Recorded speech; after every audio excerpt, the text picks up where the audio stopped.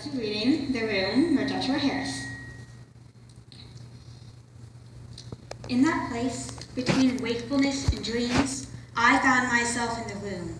There were no distinguished features, save for one wall covered with small index card files. But these files, which stretched from floor to ceiling and seemingly endless in either direction, had very different headings. As I grew near the wall of files, the first to catch my attention was Boys I Have Liked. I opened the file and began flipping through the cards. I shuddered, shocked, to realize that I recognized the names written on each one. And then, without being told, I knew exactly where I was. This lifeless room, with its small cards, was a crude catalog system for my life. Here were written my every moment, big and small, in a detail my memory couldn't match. A sense of wonder and curiosity coupled with horror stirred within me as I began randomly opening files and exploring their content. Some brought joy and sweet memories, others a sense of shame and regret, so intense I'd look over my shoulder to see if anyone was watching. A file named Friends was next to one marked Friends I Betrayed. The titles ranged from the doomed to the outright weird. Books I've read, lies I've told, comfort I've given, jokes I've laughed at, some almost hilarious in their exactness. Others I couldn't laugh at. Things I've done in my anger, things I've muttered under my breath to my parents, I never ceased to be surprised by its content. Often, there were more cards than I expected, sometimes fewer than I hoped. I was overwhelmed by the sheer volume of life I've lived. Could it be possible that in my 16 years, I could write each of these thousands, or even millions of cards? But each card confirmed this truth. Each was written in my own handwriting, each signed with my signature. When I came to a file and pulled out songs I've listened to, the file grew to contain its content. The cards were packed tightly together, and yet, after 2 or 3 yards, I hadn't felt the end of the file. I shuddered, shamed, not by the quality of the music, but more by the vast amount of time I knew that file represented. When I came to a file marked Lustful Thoughts, I felt a chill run through my body. I pulled out the file only an inch, not willing to test its size. I shuddered at its detailed content. I felt sick to think that such a moment had been recorded. An almost animal rage broke on me. One thought dominated my mind.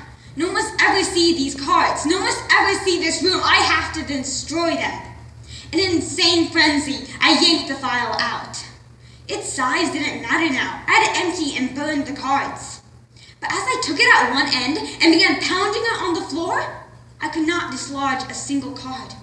I became helpless and pulled out a card, only to find it as strong as steel when I tried to tear it. Defeated and utterly helpless, I returned the file to its slot.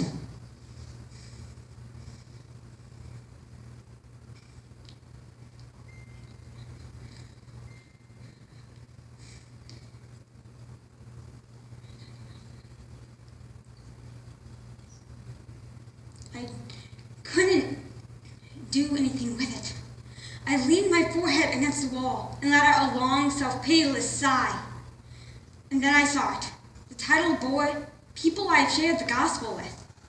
The handle was brighter than those around it, newer, almost unused. When I put on the handle, a small box, not more than 3 inches, fell into my hands. I could count the cards it contained on one hand. And then the tears came. I began to sob, weep so deep that it started in my stomach and shook through me. I fell on my knees and cried. I cried out of shame, of the overwhelming shame of it all. The rows of the file shelves swirled my tear-filled eyes. No one must ever know this room. I have to hide it and lock away the key. But as I pushed away the tears, I saw him. No, please not him, anyone but Jesus. I watched helplessly as he began to open the files and read the cards. I couldn't bear to watch his response. And in the moment when I could bring myself to look upon his face, I saw a sorrow deeper than my own. He seemed to intuitively go through the worst boxes. Why did he have to read every one? Finally, he looked at me from across the room. He looked at me with pity in his eyes. But this was a pity that didn't anger me. I dropped my head in my hands, covered my face, and began to cry again. He walked over to my side and put his arms around me. He could have said so many things, but he didn't say a word. He just cried with me. Then he got up, walked back to the wall of files. Starting at one end of the room, he took out a file and one by one began to sign his name over mine on each card. No, I shouted, rushing to him. All I could find to say was no, his name shouldn't be on these cards. But there it was, written in red, so rich, so dark, so alive. The name of Jesus covered mine. It was written in his blood. He took the card back and smiled a sad smile as he began to sign the cards. I don't think I'll ever understand how he did it so quickly. But the next instant, it seemed he closed the file and walked back to my side. He put his hand on my shoulder and said, "It is finished." I stood up and he led me out of the room. There were no locks on its doors. There were still cards to be written.